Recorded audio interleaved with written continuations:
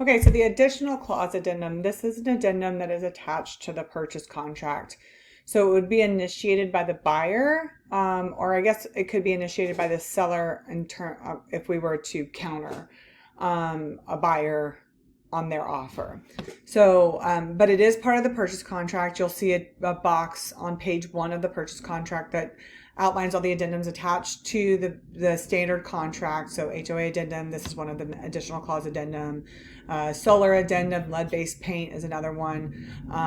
So this document is basically what it was initiated a long time ago, but it was recently revised July of 2023. The reason for it was some of the revisions stemmed around the market conditions in 2020, what the Department of Real Estate was seeing in terms of various, we were seeing common things come up in purchase contracts as buyers agents trying to get our client's offer accepted and make our offer more attractive to the seller. And so there's been some standard language in there for a while, and then they revised certain things rather than have agents write the same clause over and over regarding earnest money or appraisal waivers or anything along those lines. So what they did was they put it all in this one document, made it super easy. It protects both the buyer and the seller. So the way this document works is you fill out the buyer's name, seller's name, the property address, and then the date of the date of this would coincide with the contract. Usually, typically, it would be when the contract is either written or accepted, and if it's part of the counteroffer or whatever. So the following additional terms and conditions are hereby included as part of the contract between the seller and the buyer for the above referenced premises, if marked by an X and initiated by buyer and seller. So when you're going through and you're working with me and we're trying to figure out how to make our offer to a seller the most attractive, we might use this for various reasons. So if we're in a multiple offer situation, that's where the backup contract, that particular term would come into place. So if you know that there's multiple offers on a property, you really want the property, you submit your best terms for that property, for the property. And let's say that your offer is not accepted. We could say, well, we want to be in backup position. So they could come back to us and say, I'm sorry, your offer wasn't accepted. We could say, well, we're going to add in the additional clause addendum. We want to be in backup position. Should buyer 1 fall out, we want to be next in line. We don't want the property to go back on the market. We want to be next in line just in case something happens with your current buyer. Signature of an absent buyer, spouse, or co-buyer. We don't see this as much anymore due to the fact that we are able to do digital signatures. However, there are times where maybe you have somebody that is unable to get to their computer, their laptop, their iPad, their tablet of any kind. We want to go ahead and submit an offer and they're just not able to do it. Then we would do the additional clause addendum. We would do the signature of the absent buyer or spouse and say that we will get the signatures within a couple days of acceptance, but we don't want to miss out on this particular property. Corporate relocation. So if you have a client that's moving, and there's a relocation company that's handling the move, sometimes there are terms that have to be approved through that company. And in that case, we would use that particular line 24 through 27 to make sure that buyer and seller are protected from, whatever the corporate relocation company is wanting, whatever their terms are to handle the relocation. Non-refundable earnest money. So the next couple that we go through on this document, non-refundable earnest money, appraisal contingency, appraisal shortfall. Those are the ones that have been revised probably most recently to account for market conditions that we saw start in 2020 and go, and we still see them from time to time now, multiple offers, things like that. So the non-refundable earnest money, I cover earnest money and what that means in video 1 of the purchase contract. There's a couple videos where it's broken out of how the whole purchase contract works. So earnest money is money that the buyer puts into escrow with the title company. It's sort of a good faith. It's applied towards your closing costs, down payment, things like that. But it's a good faith sort of we're planning to move forward with the purchase of this property.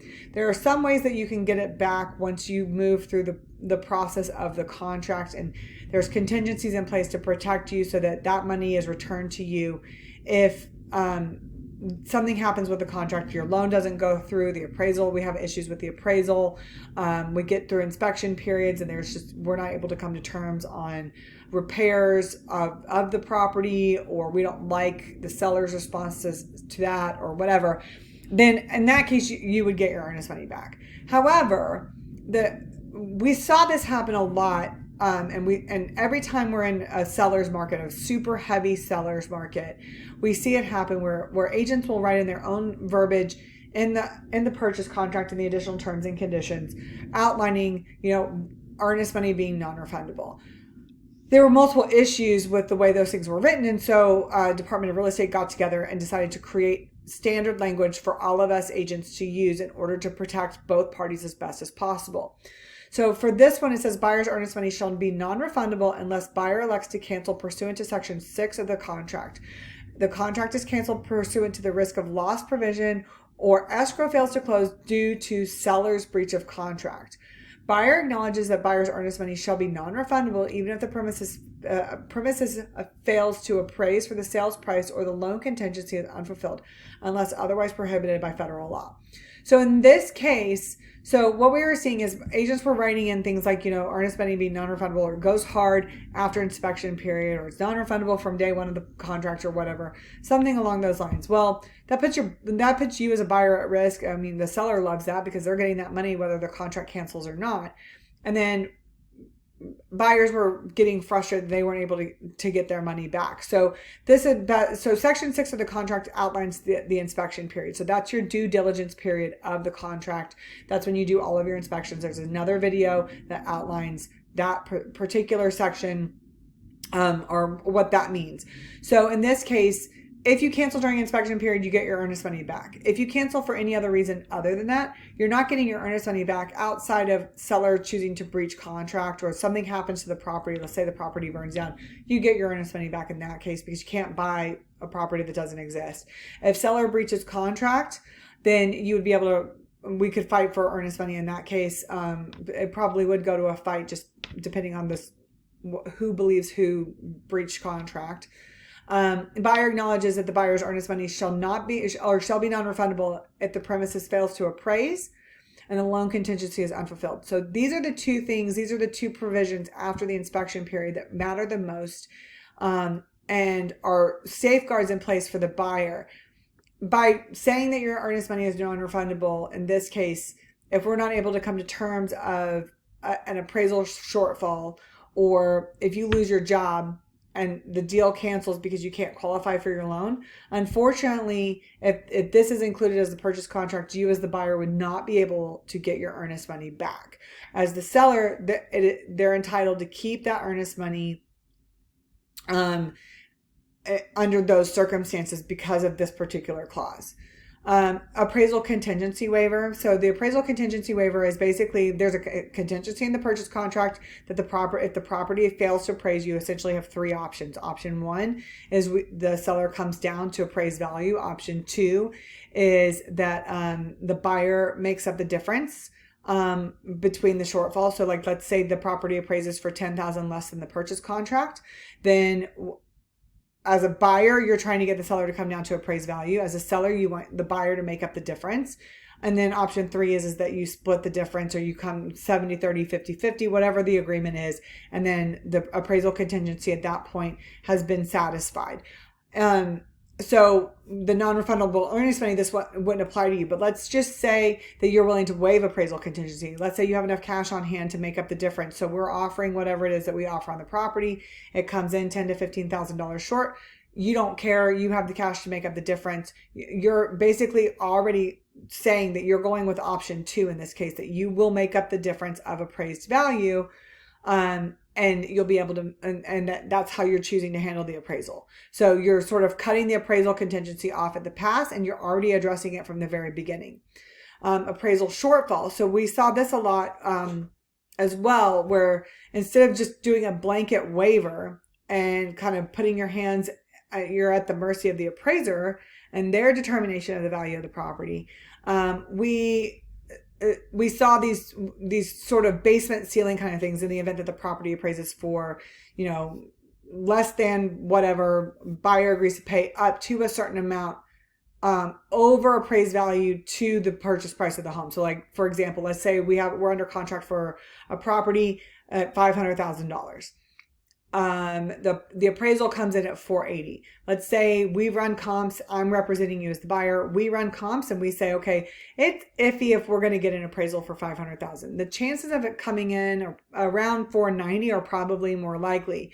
We can use the shortfall and we can just say, in this case, it says in the event that the premises fails to appraise for at least purchase price in any appraisal required by a lender, buyer agrees that the buyer shall submit additional funds via U.S. currency or financing in an amount equal to the difference between the appraised value and the purchase price, provided that difference does not exceed X amount.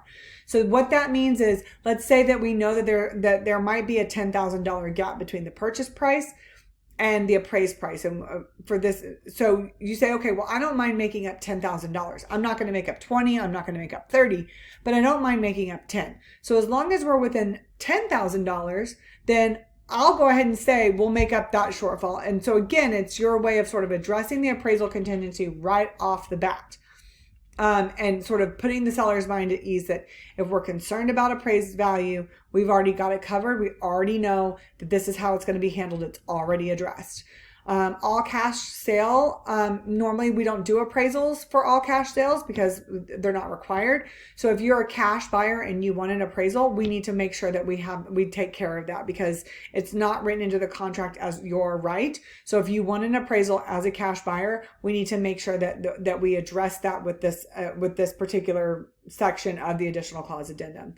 Wholesaler status disclosure. Arizona law requires that wholesalers disclose in writing their wholesale status prior to entering into a binding agreement. Wholesaler is disclosing their status as follows. They're a wholesale buyer. Seller is aware that the buyer is a wholesale buyer who may assign the contract to another person or entity. Wholesale seller. Buyer is aware that the seller is a wholesale seller who holds equitable interest in the property and may not be able to convey title to the property.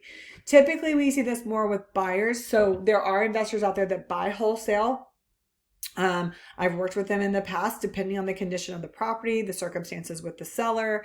There are times where a wholesale buyer may be what's in the best interest of the seller or the buyer, depending on the situation.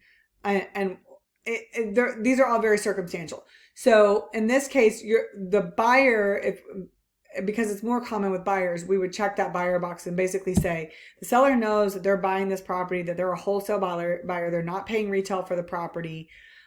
They're very well aware of that. So we check that box to make sure. A tax deferred exchange, we see these pretty commonly.